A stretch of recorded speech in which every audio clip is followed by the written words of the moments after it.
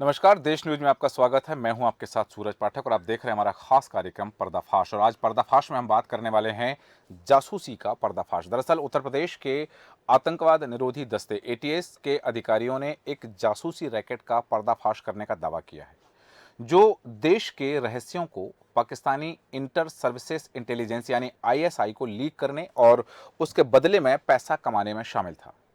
ATS ने गिरोह के एक सदस्य को पंजाब से और दूसरे सदस्य को गाजियाबाद से गिरफ्तार किया है। एटीएस को खुफिया जानकारी मिल रही थी कि कुछ लोगों को संदिग्ध स्रोतों से धन का आगमन हो रहा है, उनके खातों में ट्रांजैक्शन हो रहा है और इसका इस्तेमाल आतंकवादी और जासूसी गतिविधियों में किया जा रहा है। यह भी पता चला है कि पाकिस्तानी खुफिया एजेंसी आईएसआई के संपर्क में आने के बाद पैसों के लालच में ये जासूसी की जा रही थी। कहा गया है कि गोपनीय और संवेदनशील जानकारी आईएसआई को भेजी जा रही थी और अलग अलग माध्यम से भेजी जा रही थी।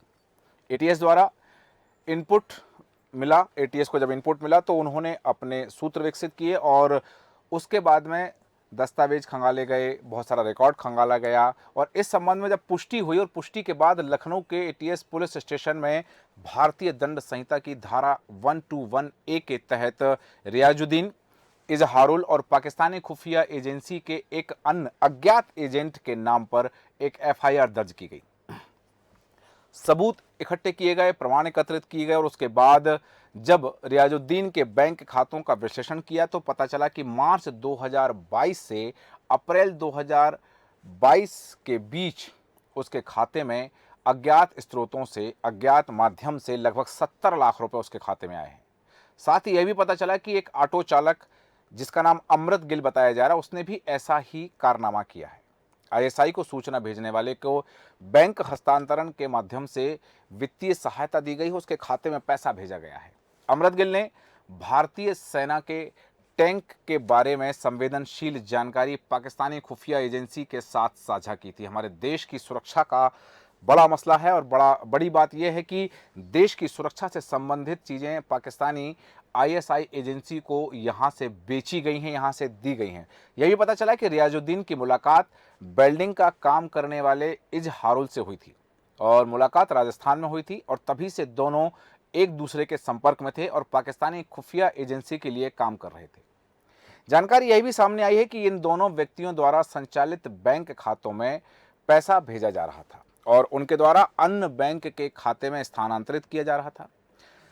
ये जो बैंक खाते हैं, जब जांच की गई कि ये खाता धारक कौन कौन है, किन किन के नाम पे खाते हैं और यह जो खाता धारकों की जांच की जा रही है ताकि पाकिस्तानी खुफिया एजेंसियों से जुड़े अन्य लोगों की भी पहचान की जा सके, जिनके खाते में इन दोनों ने पैसा भेजा है और जिस खाते से इनके खाते में पैसा आया है उन पूरे दस्तावेजों की जांच की जा रही है कि किस खाते से आया और इनके खाते से किसके खाते में गया है, ताकि पता चले कि इनका नेटवर्क कहां कहां है और उनके खिलाफ आवश्यक और कानूनी कार्रवाई की जा सके।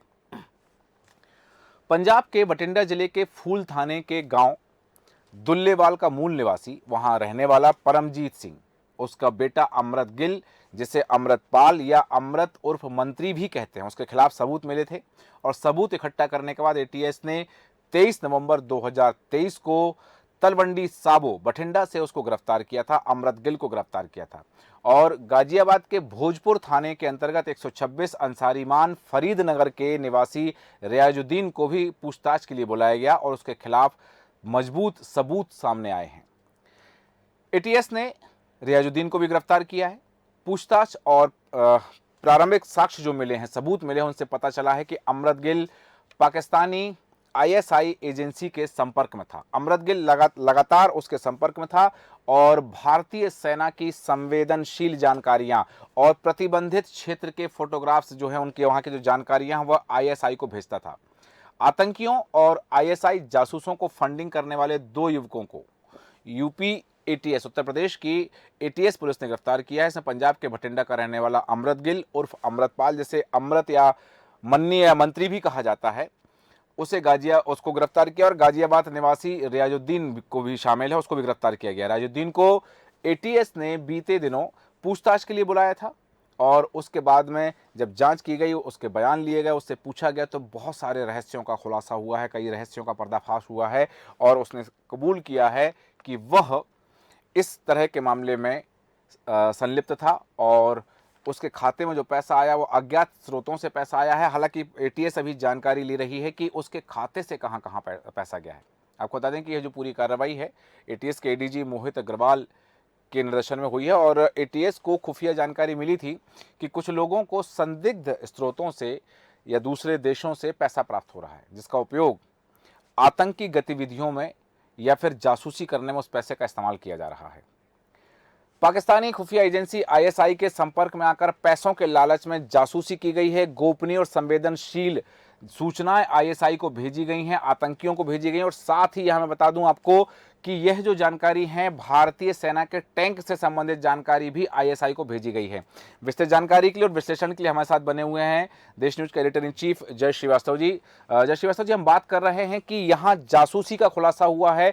एटीएस यूपी एटीएस ने पर्दाफाश किया है 2 जासूसों का जो भारतीय सेना की संवेदनशील और गोपनीय जानकारी भेज रहे थे आईएसआई को। उनके खाते में मार्च 2022 से अप्रैल 2022 के बीच में 70 लाख रुपए आए हैं और वह अज्ञात स्रोतों से आए हैं।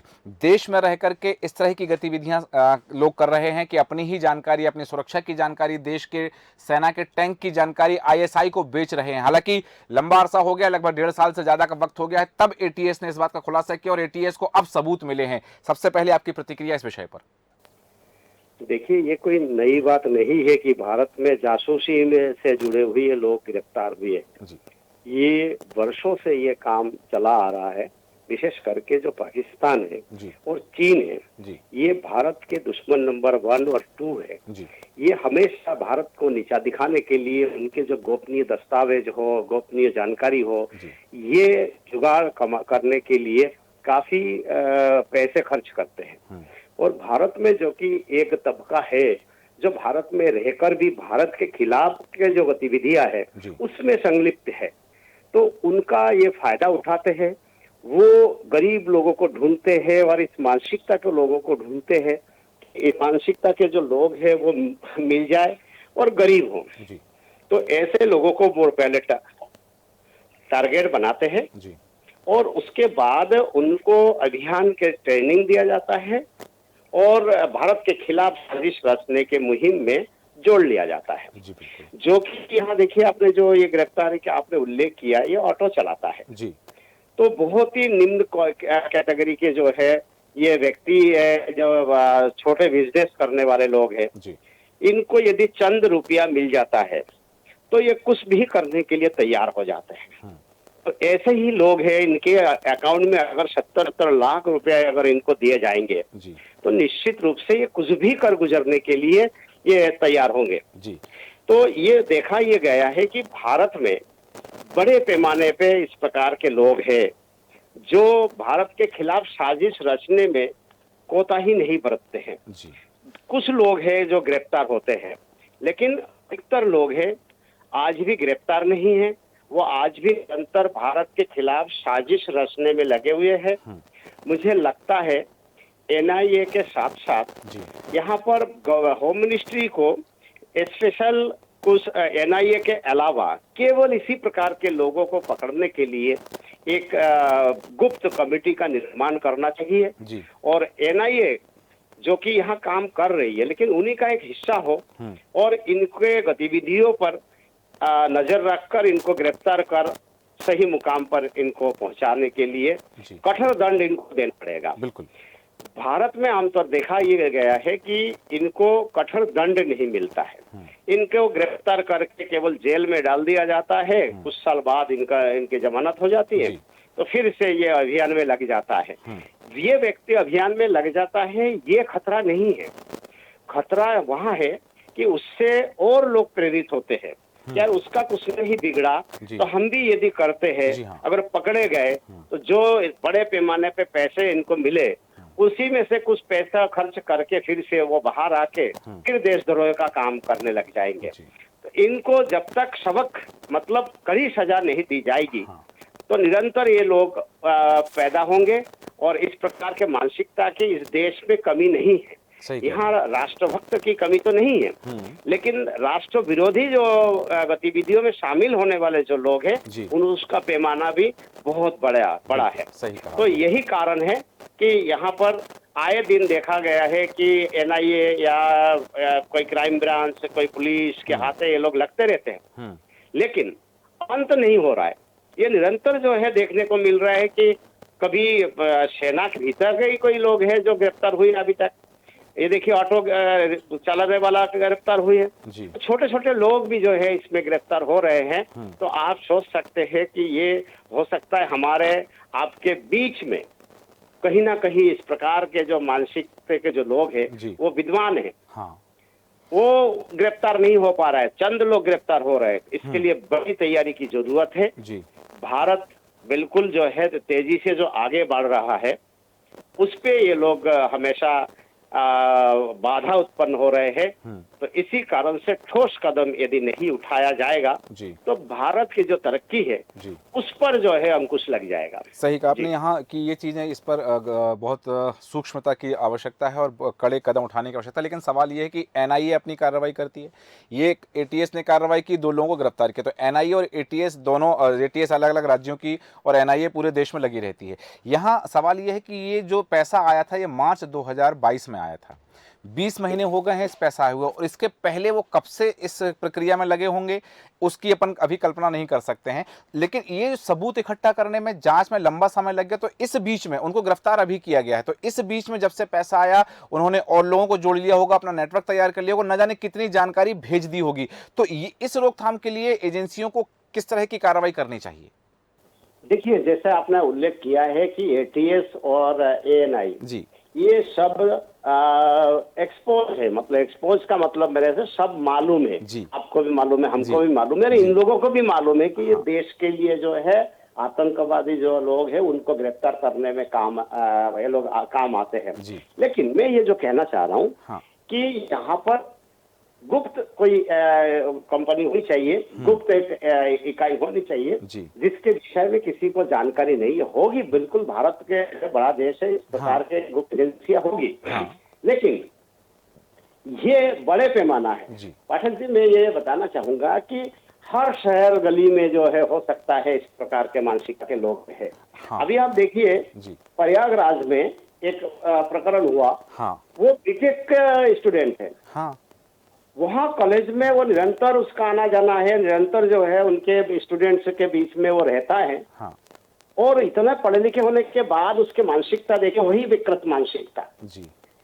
तो इस प्रकार की जो मानसिकता को कुचलने के लिए जो अर्बन जिहादी है उनको कुचलना बहुत जरूरी है। सही है। अर्बन जिहादी है, इसमें कई प्रकार के जो धार्मिक स्थलों पे भी हो सकते हैं, सफेद पोष भी हो सकते हैं, नौकरशाह भी हो सकता है। तो जो मतलब जो ये धार्मिक उन्माद फैलाने वाले जो लोग हैं वो अर्बन जिहादी के शिकार है। उनकी जो मानसिकता है, जो ब्रेन वॉश करने वाले जो लोग हैं, वहां तक जो है भारतीय एजेंसी को पहुंचना पड़ेगा। तब जाके इस प्रकार के जो विषैली सोच वाले जो लोग हैं वो कुचले जाएंगे। तो मेरा ये कहना है कि जो निर्माण किया जा रहा है उस प्रोडक्ट के अलावा जो फैक्ट्री है उस पर ध्यान देना जरूरी है। सही है। वो समाज के जो है बहुत प्रतिष्ठित लोग हैं, वो लोग भी इसमें जुड़े हुए हैं, वो इनके मानसिकता को परिवर्तन करते हैं और इनके ब्रेन वॉश करके इस प्रकार के जिहाद में इनको उतार देते हैं। यही कारण है ये किसी के जान लेने से नहीं चूकते और देश के जो है खिलाफ जो वातावरण निर्मित करने से भी जो है वो कोताही नहीं बरतते। बिल्कुल। जैसा आपने कहा कि ये अर्बन जिहाद है, आपने एक विवेचना की है, एक मीमांसा, एक शब्द दिया है अर्बन जिहाद का। ये चीज़ें तो हैं। इसके पहले जब आपने कहा था कि ये जो इनको हम स्लीपर सेल भी कह सकते हैं क्योंकि ये इनका एक बड़ा नेटवर्क है, और आपने कहा कि वो जो फैक्ट्री है जहां इनका निर्माण हो रहा है उस पर अंकुश लगाना जरूरी है। मैं चाहूँगा कि हमारे देश के लोगों के लिए, हमारे राष्ट्र के लोगों के लिए वो कौन सी सावधानियाँ रखनी चाहिए ताकि ये जो हमारे बीच हैं, अब ये सब हमारे बीच रहकर काम करते हैं, हम पहचान नहीं पाते हैं, जब गिरफ्तार होते हैं तब हमारी समझ में आता है कि ये तो आतंकवादी था, ये भारत से गद्दारी करने वाला था, ये भारत की सूचना विदेशों में बेचने वाला था। तो हम आम नागरिक को किस तरह की सावधानी रखनी चाहिए ताकि इनकी पहचान हो सके और इनकी पहचान करके इनको इनके सही मकाम तक पहुंचाया जा सके? देखिए, कोई भी अनजान व्यक्ति हमें दिखाई दे, जी। संदिग्ध व्यक्ति दिखाई दे, क्रियाकलापों में परिवर्तन दिखाई दे, तो तत्काल पुलिस को सूचना देनी चाहिए। आप एक शब्द का उपयोग किया, स्लीपर सेल। जी। स्लीपर सेल तो इनसे ऑटोमेटिक ऑलरेडी जुड़े हुए होते हैं, इसीलिए वो गुप्त स्थान से पे बैठ के जो है वो स्लीपर सेल को वो एक्टिव रखते हैं और उस सेल से जितने लोग चार्ज होते हैं वो काम करता रहता है। जी। लेकिन मैं जिस चीज की बात करता हूँ, जिसका नाम मैंने ये दिया है कि जी। जो अर्बन जिहादी है, हाँ। ये समाज में एक्सपोज नहीं है। स्लीपर सेल तो छुप के काम कर रहा है जी। लेकिन ये खुलेआम समाज में घुल मिल गए हैं और खुलेआम घूम रहे हैं। हम उनको सम्मान दे रहे हैं। ऐसे लोग भी हैं जो इस प्रकार विकृत मानसिकता का निर्माण करने के लिए वो दिखावे तो कुछ करते हैं, हाँ। लेकिन काम कुछ उनका और रहता है। जो काम होता है वो राष्ट्र विरोधी काम होता है और इस प्रकार के जिहाद को जन्म देने वाले लोग होते हैं। तो इसी के लिए स्लीपर सेल के तो सेल को पकड़ना बहुत आसान है जी। अर्बन जिहादी को पकड़ना बहुत कठिन काम है। सही कहा, क्योंकि वो एक्सपोज नहीं है। हाँ। दूसरी बात है वो संदेह में नहीं है। तीसरी बात वो सम्मानित पदों पे है। तो यही कारण है कि हम उन तक पहुंच नहीं सकते हैं। इस पर ध्यान देना बहुत जरूरी है कि ये जो व्यक्ति है इसमें डायरेक्ट ये इन्वॉल्व नहीं होगा। ये जो ऑटो चालक होगा इससे कहीं ना कोई एक अर्बन जिहादी भी इसमें जुड़ा हुआ बीच में होगा। बिल्कुल सही कहा आपने कि ये जो चीज़ें हैं ये उस तरह से इनको पूरा प्लानिंग की जाती है और ये प्लानिंग करके आपने सही कहा कि जो अमृतपाल है, जो ऑटो चालक है, या जो रियाजुद्दीन है, ये केवल एक पत्ते हो सकते हैं, शाखा नहीं हो सकते। और जब शाखा तक भी नहीं पहुंच पा रहे तो जड़ तक पहुंच पाना मुश्किल है। तमाम विश्लेषण के लिए बहुत बहुत धन्यवाद। जय श्रीवास्तव जी हमारे साथ बने होते हैं, एडिटर इन चीफ हमारे। और जैसा कि उन्होंने कहा कि ये जो चीज़ें हैं अर्बन नक्सल का हिस्सा है।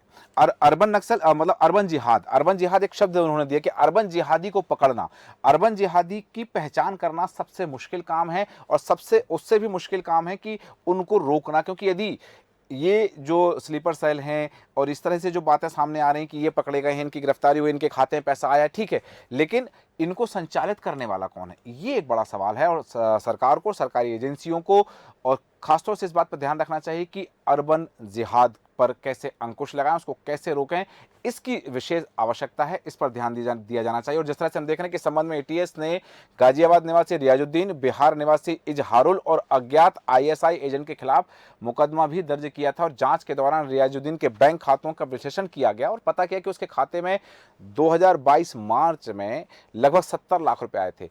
ये एक आम आदमी के खाते में 70 लाख रुपए आ गए और वो दूसरों को ट्रांसफर कर रहा है। हालांकि ठीक है, आरबीआई की अपनी गाइडलाइन है, उनके कैसे खातों पर निगरानी रखी, लेकिन ये जो चीज़ है ये कम आंकड़े होंगे, ये छोटे छोटे पैसे आए होंगे, तब तो अब तक ये सामने नहीं आया। लेकिन अब जांच में सामने आया है कि आईएसआई को सेना की गोपनीय सूचनाएं भेजने वाले ऑटो चालक अमृत गिल को पैसा भेजा गया था। आईएसआई को भारतीय सेना के टैंक आदि की संवेदनशील सूचनाएं भेजी गई हैं। अब इनसे और कौन कौन से खुलासे होते हैं, साथ ही ये किसके नेटवर्क से जुड़े थे, इनका आका कौन है, क्या उसका खुलासा हो पाएगा, ये देखना दिलचस्प होगा। हमारे आज के खास कार्यक्रम में इतना ही। आप बन रहे हैं देश न्यूज के साथ। नमस्कार।